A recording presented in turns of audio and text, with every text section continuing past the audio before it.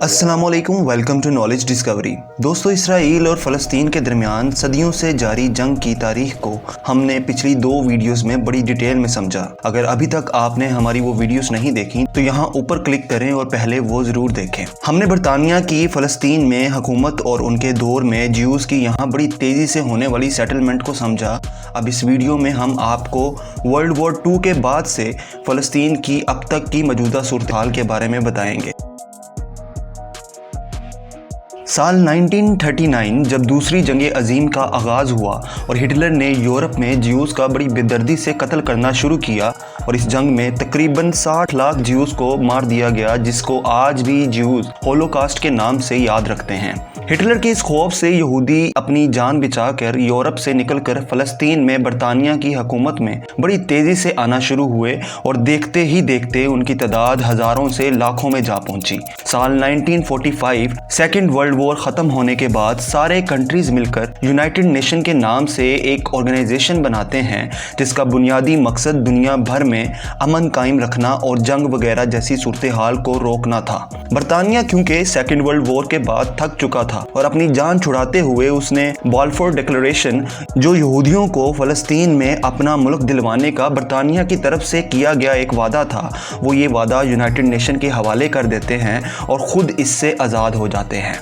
अब चूंकि United nation उस वक्त उन्हीं कंट्रीज़ ने मिलकर बनाई थी जो जंग में जीते थे, इसलिए उन्होंने ज्यूज़ की खुल के हमायत की, क्योंकि ज्यूज़ ने इस जंग में उनका भरपूर साथ दिया। दोस्तों, ब्रिटिश रिकॉर्ड के मुताबिक 1946 में किए गए एक सर्वे में इस बात को तस्लीम किया गया कि 1920 से 1946 तक तकरीबन 3,76,415 के करीब ज्यूइश इमिग्रेंट्स फ़लस्तीन में आकर आबाद हो चुके थे और साल 1947 में ज्यूज़ की आबादी फ़लस्तीन में 33% तक पहुंच चुकी थी, लेकिन इनके पास रहने के लिए सिर्फ 6% ही ज़मीन थी, जिसकी वजह से यूनाइटेड नेशन ने एक पार्टीशन प्लान के तहत फ़लस्तीन को अरब और यहूदी 2 रियासतों में तकसीम करने का मुतालबा किया और फिर 1947 में एक मैप जारी किया। इस मैप में 55% एरिया ज्यूज़ को दिया गया, जिसमें ज़्यादातर ज़रखेज़ और साहिली इलाके भी शामिल थे, और बकाया 42% फ़लस्तीनियों को दिया गया, जबकि 3% वाले जेरूसलम के एरिया को अपने कंट्रोल में रखा, क्योंकि ये तीनों अब्राहमिक रिलीजन्स के लिए बहुत अहम जगह थी।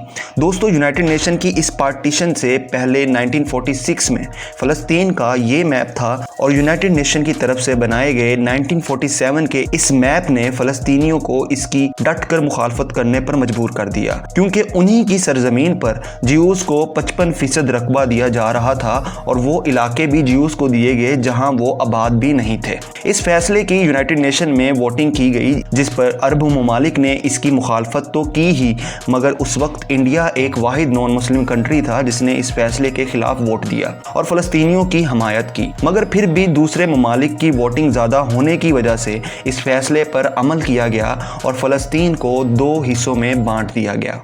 14 मई 1948 को बरतानवी मैंडेट की मियाद ख़त्म हुई और वो जैसे ही यहाँ से वापस गए तो ज्यूज़ ने भी फ़लस्तीन में इसराइल के नाम से अपने आज़ाद मुल्क का ऐलान कर दिया, जिसके अगले ही रोज़ 15 मई 1948 को तमाम अरब ममालिक लेबनान, सीरिया, इजिप्ट और जॉर्डन वगैरह ने एक साथ मिलकर इसराइल पर हमला कर दिया और इस तरह पहली अरब इसराइल जंग का आगाज़ हुआ।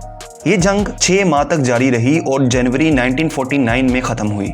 हैरत की बात यह थी कि इस जंग में छोटे से मुल्क इसराइल ने अकेले ही तमाम अरब ताकतों को बुरी तरह हरा दिया, जिसके बाद वो फ़लस्तीन के पहले से भी ज़्यादा रकबे पर काबिज हो गए। दोस्तों, इसराइल ने इस जंग से पहले ही अपनी सरहदों को आगे बढ़ाने का काम शुरू कर दिया था, क्योंकि वो 55% ज़मीन मिलने पर भी खुश नहीं थे। उन्होंने जेरूसलम के करीब एक गाँव दीर यासीन में 100 से ज़ायद फ़लस्तीनी मर्द, ख़वातीन और बच्चों को मारा।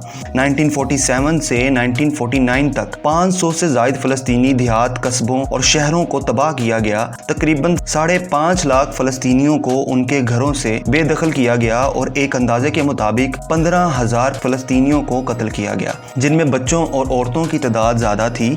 फ़लस्तीनी इस जुल्म को नकबा या कैटास्ट्रोफी नाम से भी याद रखते हैं। दोस्तों, इस तरह ज्यूज़ ने 78% फ़लस्तीन की सरजमीन पर कब्जा कर लिया, जिसमें वेस्ट जेरूसलम भी अब उनके कब्जे में था, और बाकी 22% रकबे को 2 हिस्सों में तकसीम कर दिया गया, जिसे आज गाज़ा स्ट्रिप या वेस्ट बैंक कहते हैं। दोस्तों, इस जंग के बाद गाज़ा पट्टी इजिप्ट के कंट्रोल में चली जाती है और वेस्ट बैंक जॉर्डन के और बाकी सारा एरिया इसराइल के कब्जे में आ जाता है। इस तरह तकरीबन 7 लाख से ज़्यादा फ़लस्तीनियों को रेफ्यूजीज बनना पड़ता है दूसरे अरब कंट्रीज़ में। इस सब के बाद 1967 में फिर से एक अरब इसराइल वॉर होती है और ये 6 दिन की जंग भी इसराइल जीत जाता है। और इस जंग में ना सिर्फ इसराइल गाज़ा स्ट्रिप और वेस्ट बैंक पर दोबारा से कब्जा करता है, बल्कि इजिप्ट का एक बहुत बड़ा एरिया सिनाई पेनिनसुला भी उसके हाथ में आ जाता है, और साथ ही सीरियन गोलान हाइट्स का एरिया भी। दोस्तों, फ़लस्तीनियों के लिए ये दूसरी बड़ी नकल मकानी थी, जिसे वो नक्सा का नाम देते हैं। फ़लस्तीनी अपना खुद का मुल्क वापस चाहते थे, इसलिए 1964 में उनके हक में PLO यानी पैलेस्टाइन लिबरेशन ऑर्गेनाइजेशन बनती है, जिसका बुनियादी मकसद इसराइल से फ़लस्तीन को वापस लेना था।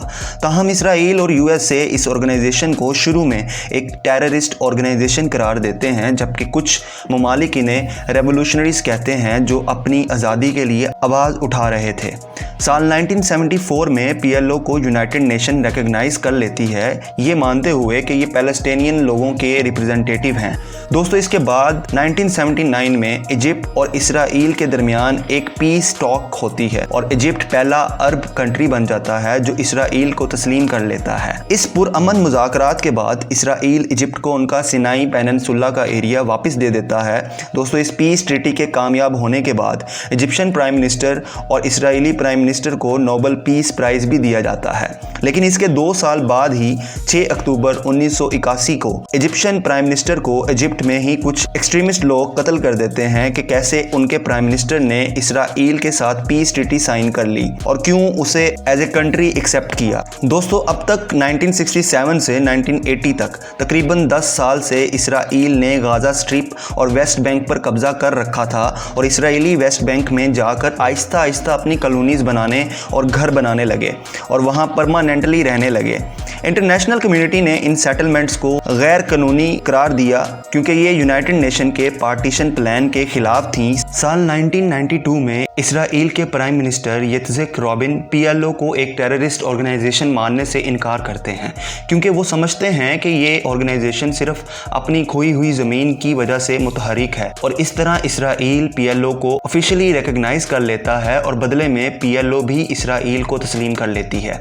और फिर 1993 में ओस्लो अकॉर्ड्स के नाम से दोनों के दरमियान एक एग्रीमेंट होता है जिसमें पीसफुली दोनों रियासतें एक दूसरे को फिर से तकसीम करने का मंसूबा बनाते हैं। इस तरह पहली बार 1994 में पैलेस्टीनियन गवर्नमेंट बनती है जिसे पैलेस्टीनियन नेशनल अथॉरिटी का नाम दिया जाता है। लेकिन इस दौरान बहुत सारे ज्यूज पहले से ही वेस्ट बैंक के एरिया में परमानेंटली सेटल हो चुके थे और फलस्तीनी कुछ ही गिने चुने एरियाज में आबाद थे, इसलिए वेस्ट बैंक के एरिया को 3 हिस्सों में डिवाइड किया जाता है, एरिया A, B और C।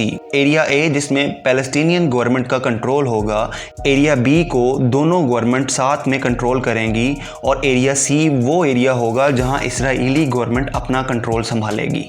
दोस्तों, इसी पीसफुल सोल्यूशन निकालने पर 1994 में इसराइल के प्राइम मिनिस्टर यित्ज़हाक राबिन और पैलेस्टीनियन अथॉरिटी के प्रेसिडेंट यासिर अरफात को नोबेल पीस प्राइज़ भी दिया जाता है। लेकिन फिर अगले ही साल 1995 में एक एक्सट्रीमिस्ट ज्यूइश अपने ही प्राइम मिनिस्टर का कत्ल कर डालता है कि कैसे इसने फ़लस्तीनियों के साथ हाथ मिलाया और इतनी थोड़ी सी ज़मीन भी इनको क्यों दी।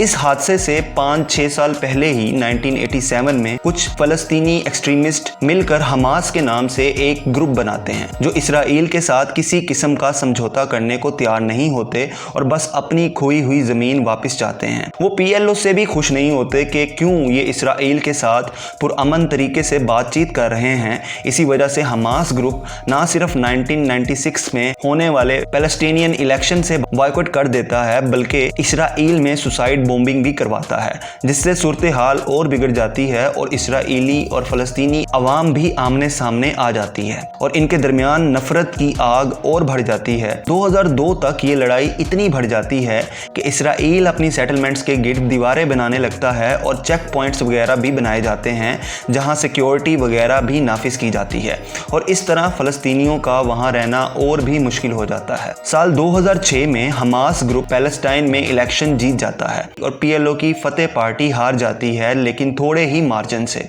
इसके बाद अगले साल 2007 में दोनों पार्टीज के दरमियान एक सिविल वॉर छिड़ जाती है और आपस में ही फ़लस्तीनी लोग लड़ने लगते हैं। इस सिविल वॉर को बैटल ऑफ गाजा भी कहा जाता है, जिसके बाद फ़लस्तीन 2 ग्रुप्स में बढ़ जाता है।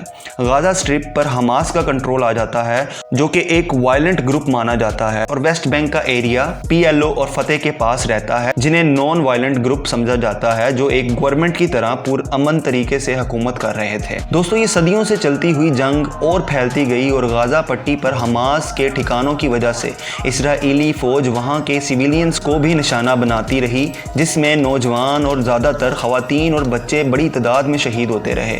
इस छोटे से गाजा स्ट्रिप के एरिया को हमास की वजह से पूरी तरह ब्लॉक कर दिया गया। उन पर ज़मीनी, फ़ज़ाई और समंदरी रास्ते भी बंद कर दिए गए, जिससे खाने पीने की अशिया और पानी वगैरह की रसाई भी उन तक मुश्किल हो गई। दोस्तों, हमास ग्रुप और इसराइली मिलिट्री के दरमियान बहुत सारी झड़पें हुई, जिसमें बहुत से फ़लस्तीनी शहीद होते रहे और आलमी ताकतें इस पर खामोश रहीं और इस मसले का हल ना निकाल सकी। ये गाजा पट्टी वही है जहां से हाल ही में 7 अक्टूबर 2023 को हमास ने इसराइल पर अटैक किया और उसके बाद फ़लस्तीनियों पर ऐसा जुल्म शुरू हुआ जो इसराइल और फ़लस्तीन की सालों से जारी जंग में पहले कभी ना हुआ था।